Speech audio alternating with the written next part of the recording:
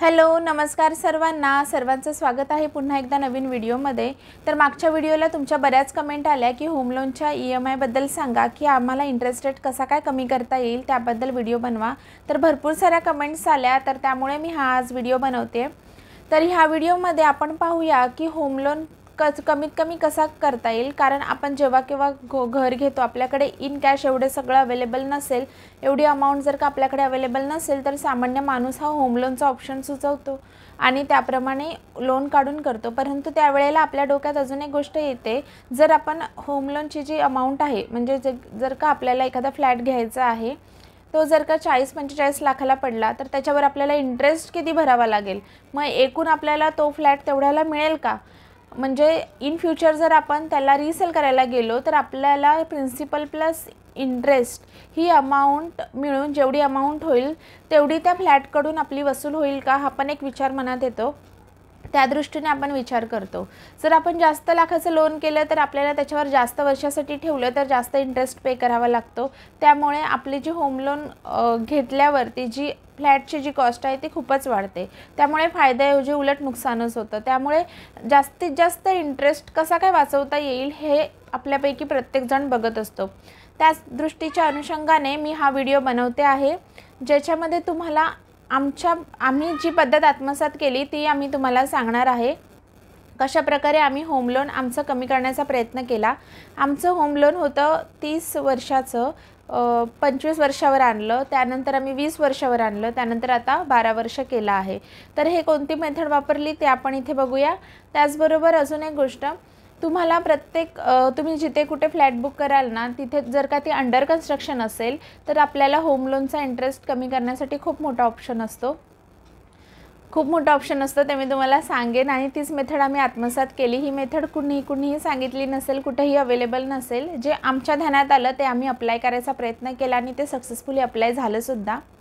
आणि त्याचबरोबर अजून एक गोष्ट बँकेशी रिलेटेड आहे, जर का इंटरेस्ट रेट कमी करायचा असेल तर काय काय ऑप्शन आहेत, हे ऑप्शन इतर ठिकाणी अवेलेबल असेलही, परंतु हा व्हिडिओ त्या लोकांच्या अनुषंगाने बनवलेला आहे ज्यांना याबद्दल काहीच माहिती नाही, त्यामुळे त्याची पण माहिती मी इथे तुम्हाला देते। तुम्हाला इथे बाजूला बघा स्क्रीन दिसते, तर ह्या स्क्रीनमध्ये तुम्हाला काय दिसते, कॉस्ट शीट। जसं की आम्ही रुनवाल गार्डन्समध्ये बुक केलं आहे तर इथे कॉस्ट शीट आहे।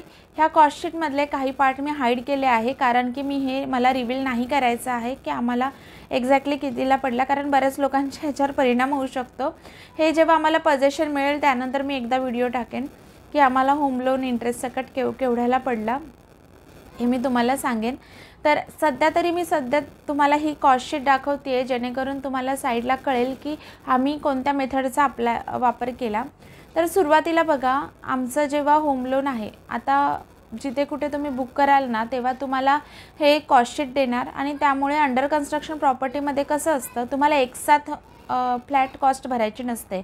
जसं तुमच्या फ्लॅटचं काम होणार, बिल्डिंगचं काम होणार, टॉवरचं काम होणार, तसं तुम्हाला ती अमाऊंट पे करायची असते। तर त्याप्रमाणे तिथे दिले बेसिक कॉस्ट केवढी आहे, 30 दिवसानंतर येणारी कॉस्ट केवढी आहे, फर्स्ट फ्लोअर, सेकंड फ्लोअर, असं जसं काम होणार तशा त्या स्टेप्स आहेत। त्या स्टेप्स वाईज तुम्हाला डिमांड येत राहते बिल्डरकडून की तुम्हाला आता ही अमाऊंट पे करायची आहे आणि आता तुम्हाला ही भरायची आहे। तर आमच्या बाबतीत असं झालं की आम्ही जेव्हा फ्लॅट बुक केला तेव्हा असं झालं की 2020ला आम्ही जुलैमध्ये बुक केला, ऑगस्टपासून आमचं पेमेंट जसं आहे ते चालू झालं। तर इनिशियलची अमाऊंट आम्ही स्वतः पे केली। त्यानंतर जेव्हा आम्ही स्वतः पे करून झाल्यानंतर जेव्हा भरपूर सारे महिने गॅप आला होता त्यावेळेमध्ये आम्ही एक विचार केला की आपण आता जास्तीत जास्त सेविंग करूया आणि आपल्याला जमेल ती शक्य ती अमाऊंट आपण स्वतः पे करण्याचा प्रयत्न करूया। आणि तो प्लॅन आमचा सक्सेसफुल झाला सुद्धा। आणि नंतरच पॅन्डेमिक पिरियड चालू झाला, कोरोना आला, त्यामुळे आम्हाला खूप वेळ मिळाला, कारण त्या काळामध्ये सगळं बंद होतं आणि सुदैवाने आमची सॅलरी चांगली चालू होती, परंतु ती हाफ होती, तरीसुद्धा आम्ही त्यातूनही आमचं चालवत होतो। आणि वर्क फ्रॉम होम असल्यामुळे ह्यांची सॅलरी चालू होती परंतु माझी हाफ सॅलरी चालू होती। त्यामुळे असं झालं की आम्हाला जास्त नाही परंतु जेवढं शक्य आहे तेवढं आम्ही सेविंग करण्याचा प्रयत्न केला।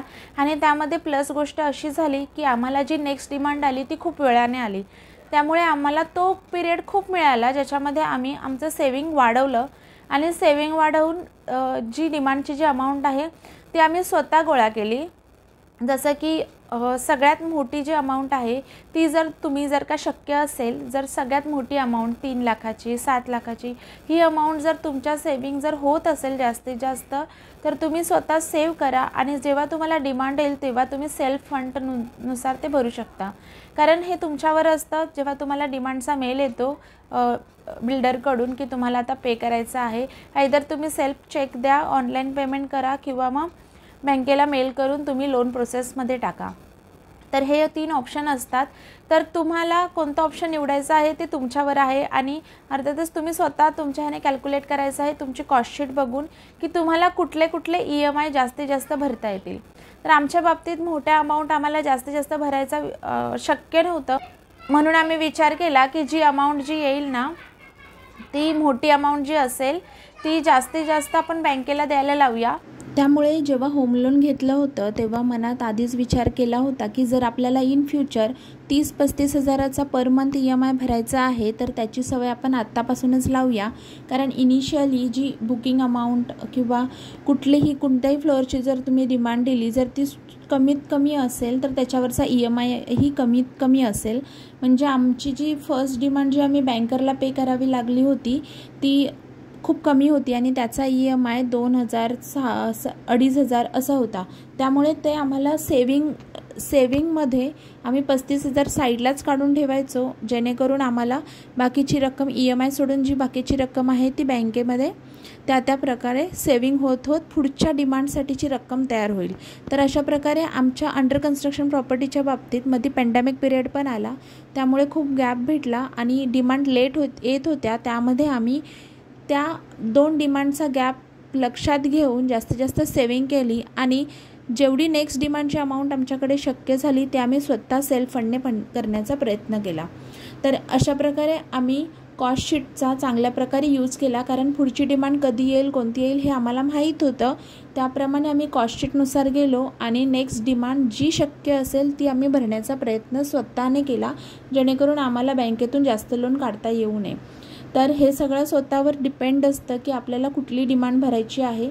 शेवटच्या डिमांड खूप मोठी होती, 3-3.5 लाखाची जी सेकंड लास्ट डिमांड झाली ती खूप मोठी होती, परंतु आमच्यावर थोडं फायनान्शियल बर्डन होतं. माझी डिलिव्हरीसुद्धा झाली होती, तेव्हा आम्हाला पैशाची गरज होती.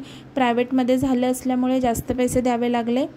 तर हे सगळं विचार करून आम्ही सेकंड लास्ट जी डिमांड होती जी नुकतीच झाली होती प्रिशाच्या बड्डेनंतर ती आम्ही देऊ शकलो नाही. ती आम्हाला बँकरने पे करावं लागलं होतं, नाहीतर आमची ते करण्याची सुद्धा आम्ही तयारीमध्ये होतो. परंतु इमर्जन्सीला काहीच रक्कम हातात राहत नाही म्हणून आम्ही ती गोष्ट ठेवली होती. तर अशा प्रकारे तुम्ही सेल्फ फंडचा वापर करून तुमचा होम लोनचा आहे प्रिन्सिपल अमाऊंट कमी करू शकता. त्यानंतरचा दुसरा आणि तिसरा ऑप्शन आहे पार्ट पेमेंट किंवा एक्स्ट्रा पेमेंट. एक्स्ट्रा पेमेंट म्हणजे तुम्ही दर महिन्याला 5,000 किंवा 10,000 ही अमाऊंट देऊन तुमच्या EMI सोबत ही अमाऊंट वजा केल्याने तुमच्या प्रिन्सिपलमधली बरीच अमाऊंट ह्याच्यातून कवर होईल, जेणेकरून तुमचा इंटरेस्ट वाचेल. आता आपण पार्ट पेमेंटबद्दल बोलूया, ज्याच्यासाठी मी माझ्या मोबाईल ॲपमध्ये जाते, लोन अकाउंटमध्ये जे माझ्या ॲपमध्ये आहे आणि मी घर बसल्या हे पार्ट पेमेंट करू शकते. तुमच्यासुद्धा बँकेत विचारा, ते सुद्धा तुम्हाला अवेलेबल आहे.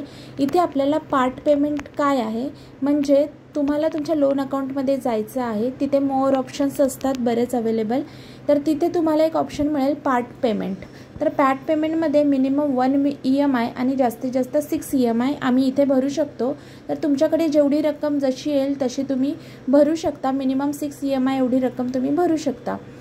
तर अशा प्रकारे तुम्ही इथे पार्ट पेमेंट करू शकता. जसजशी सेविंग होईल तसतसं इथे भरा. ह्याच्यातून फक्त तुमची प्रिन्सिपल वजा होईल, इंटरेस्ट ह्याला लागणार नाही. त्यामुळे जास्तीत जास्त तुमचा इंटरेस्ट वाचतो. इथे तुम्हाला 2 ऑप्शन आहे, एक तर टेन्युअर रिड्यूस करा किंवा मग EMI रिड्यूस करा, EMI वाढवा. तर त्याच्यामध्ये तुम्ही टेन्युअर रिड्यूस करा म्हणजे वर्ष कमी करा, जेणेकरून तुमचा इंटरेस्ट खूप वाचेल. तर इथे अशा प्रकारे तुम्ही अमाऊंट टाकायची आहे जी तुमच्या ह्याच लोन अकाउंटमधल्या सेविंग अकाउंटमधून मायनस होणार, जी ह्याला लिंक असते. तर अशा प्रकारे तुम्ही ह्याचा वापर करून तुमचा इंटरेस्ट रेट कमीत कमी करू शकता. आणि व्हिडिओ युजफुल वाटल्यास लाईक, शेअर अँड सबस्क्राईब करा. तोपर्यंत भेटूया पुढच्या नवीन व्हिडिओमध्ये.